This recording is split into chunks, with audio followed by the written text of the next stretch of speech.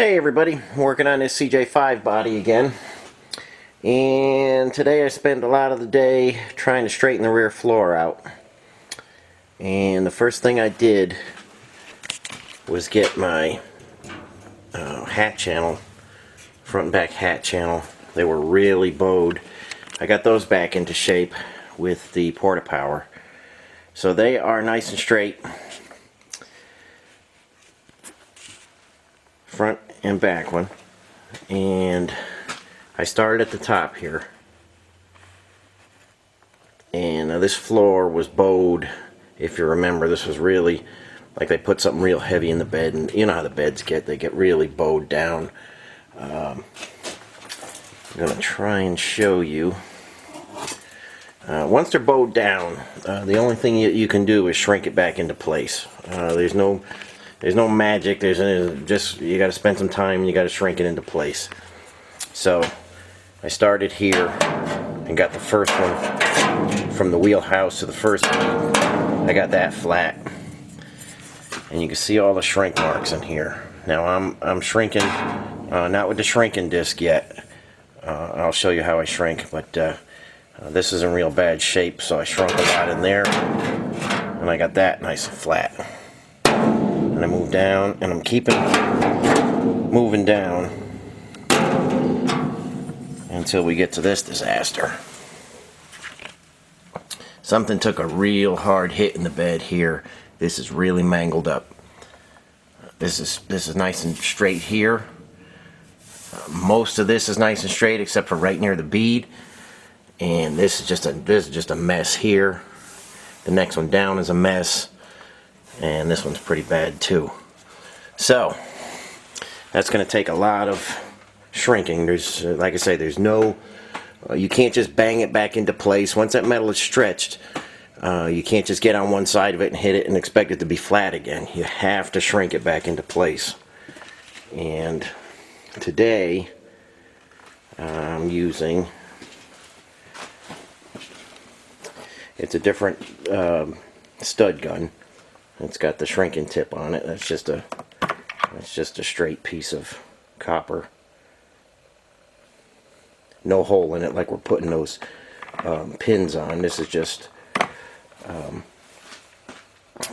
for shrinking. So you'll heat a spot up, glowing red, and then air cool it or water cool it, whatever you prefer. So I get it close with this unit, and then I get the shrinking disc going again. Like I say, I've gotten 1, 2, 3, 4. I've gotten about 5 sections done, and I've got 5 more to go. The back from here to the rear of the vehicle was the worst. This is bad in here. We got a lot of bad areas here, and we got some damage up here. But this is much better than this. This section right in the center, it's like somebody threw bricks out of a second-story building and landed them in the bed here. It's really in tough shape, but it can be fixed. It just takes time, and there's no way to rush this. It takes time and patience. So I'm alone today, so I'm shrinking and cooling it. And I'll try and get the tripod set up and show you the process.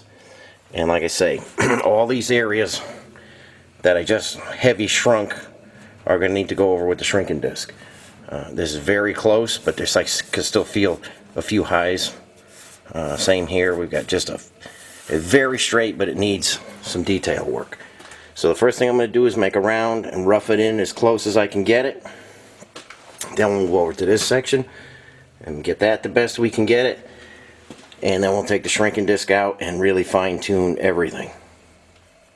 So let me see if I can set up, and I'll just show you quickly what the shrinking process is. Okay guys, I'm going to show you the method I'm using for some fast shrinking. You know, we're not using the shrinking disc yet. It'll just take too long with the shrinking disc. So I've got my snap-on stud gun out, and I've got the shrink tip in it.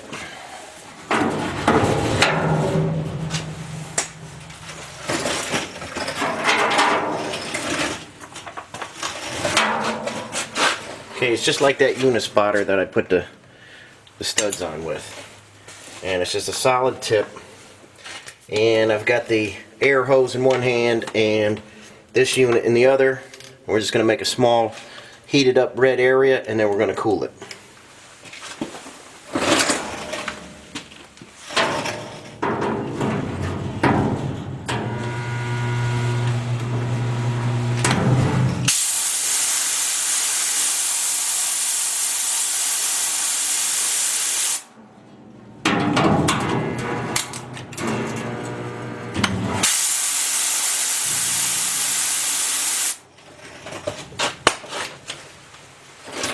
Okay, I think you're able to see that metal moving all by itself there. I'm going to try and zoom back here to kind of tighten this area. Okay, there's the upper part of the floor. And kind of roughed that in yesterday, spent a lot of time on that. And I'm going to push on that. You see it doesn't really want to move. It'll flex because I'm pushing on it heavy, but it's not oil canning. Okay, now I just started on the bottom. We're going to chase the worst part right to the center. So I did up on this section yesterday. Now I'm starting on this section. Now take a look here. You see how that's kind of oil canning on us? Okay, that means we're close. There's a lot of metal there, still needs to be shrunk. This area right in here took the worst of it. This bead is all messed up. I'm trying to rough that back into shape.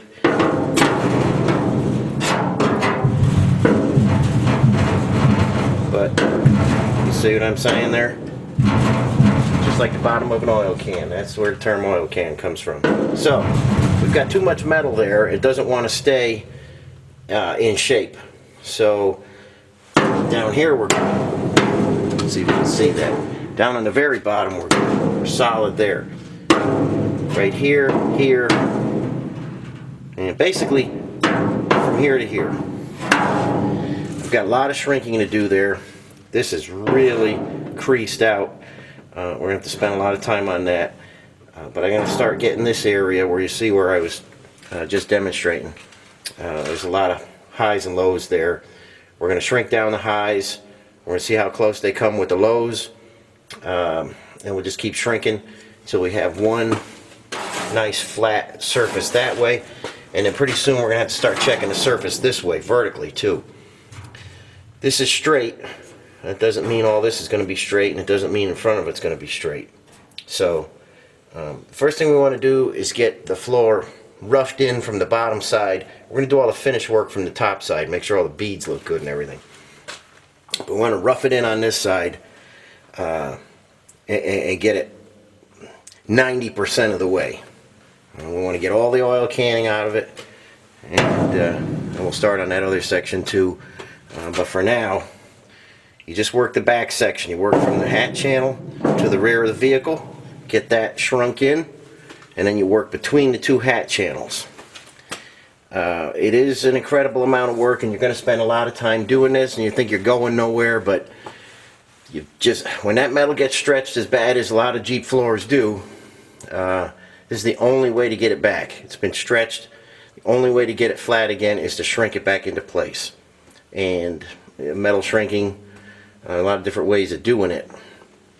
But when the floor is in and it's an original floor and you want to save it, we're heat shrinking now with the stud gun, and when we have it real close, we're going to pick up all those tiny little highs that you can't see real good with the disc, and that'll bring that floor nice and tight and solid. And like I say, it's just a process. If you don't have the patience for it, it'll aggravate the hell out of you. But if you want to save an original floor, like in this body, this is a fantastic condition body. It'd be silly to put in one of those junky floors that everybody sells that aren't correct and it's just a mess. This is going to be a very authentic body tub restoration because there's so much to work with, and it's going to come out very nice. But you got to put the time in. So This is what we're going after. We can't have that. So I'll just keep working on that, shrinking it in just like I did, and show you the progress along the way. Okay guys, I got the rear section from this hat channel to the rear of the body. You can see I got all the oil can out of that. It's not jumping back and forth. It's 90% of the way there. It's nice and flat in this direction and this direction. I've got a few highs and lows that I'm starting to pick up with the shrinking disc. You can see where I've been with the shrinking disc. I'm going to go over the whole floor with the shrinking disc later. But this section is pretty close. And I'm going to move over to the front section. And you can see I started with the shrinking disc in this area, because this is what we got going on here. Picking that up, Matt? Mm-hmm. Got a bad oil can right here. It's not too bad down here. It's not too bad right there, but in the center, looks like they dropped something. You know, a lot of these bodies, I don't know what happens to them and how they drop things so heavy on them. This is like they dropped a brick or a safe or something right on this one spot right here, and it stretched the hell out of it. And that's what you get. So I'm going to work this whole area with the shrinking disc, and then I'll come back and show you how that gets it out.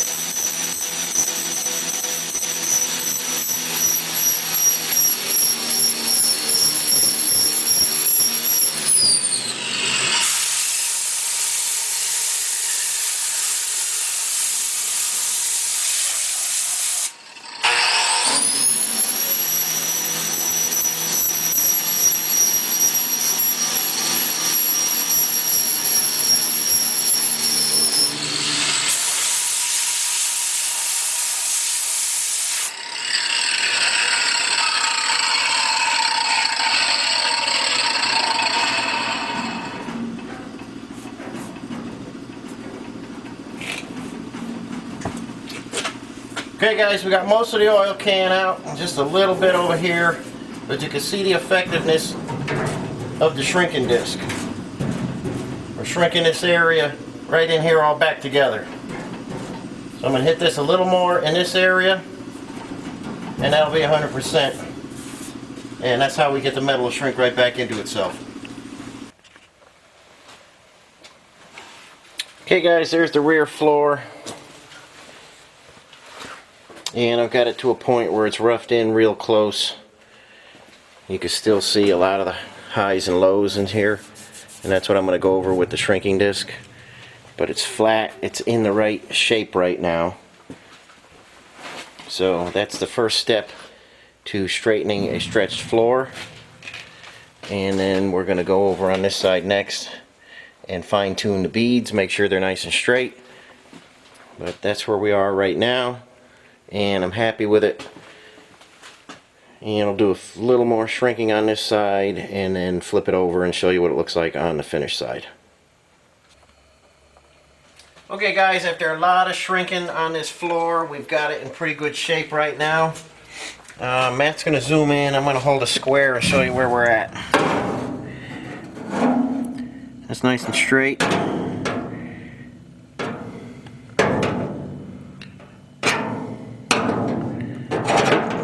We go.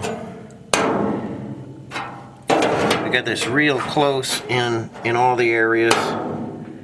Hope you can see that okay along the straight edge. And then this section was a little bit of a mess, but we've got the oil can out of there. You can see how nice and straight that is. A little bit of a hump in that one, but overall we are very close on this. Next thing I have to do is reshape this bead. That's a little mangled up. And what I'm going to do for that,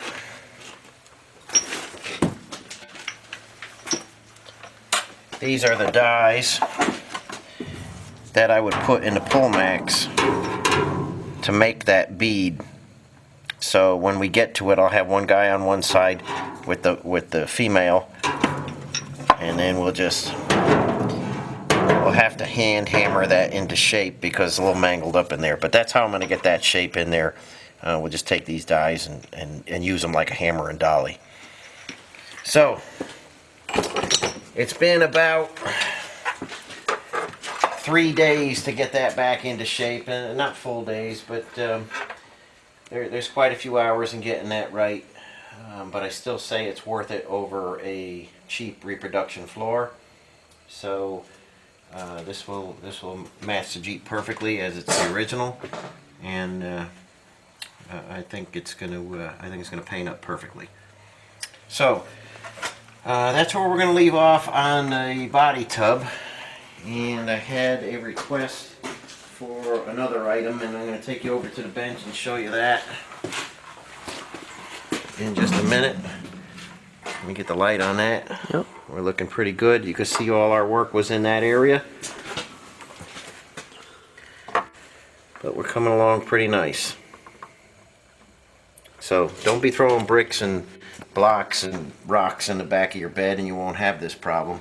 But so many of them are like this, and I hope this helps a few of you guys fix your own floor if you need to. So let's head over to the bench and I'll show you what we were working on the later part of the day. Okay guys, this is an original PTO shield. I've had this in my collection for quite some time now, and every now and again, this is always usually missing. A lot of guys throw these out, and every now and again people ask me to make them, and it's been a long time since I've made one of these, but it all started with a paper pattern, and I've got my dimensions on there. I think you can see that's 1.5 inch hole there, and I've got some little marks in here where the bend starts. But this is what I started with.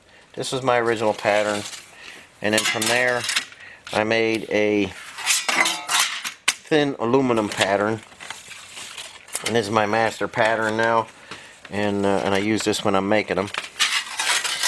So there's the patterns. I'm going to come around this way.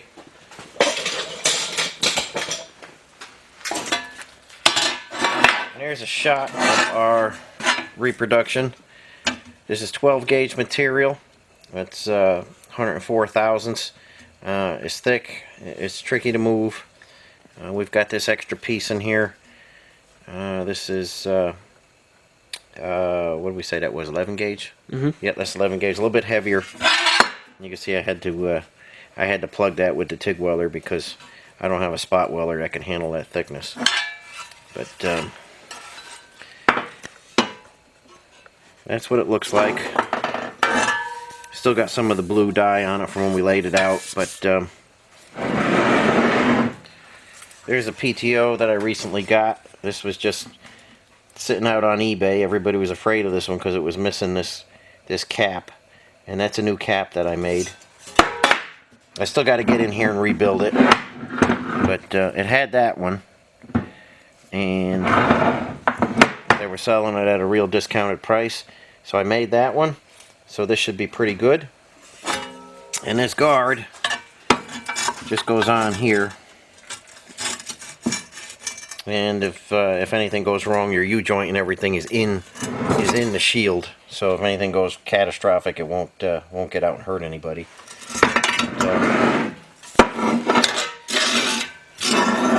We're gonna do a whole video on making one of these. We'll maybe do that early next week or something, but we'll show the whole video from cutting it out to how we bend it around and joggle it and do everything, and that's coming soon. But I had to make this one for a guy, and I have a sheet big enough to make a few more, so we're probably going to make a batch of I think 4.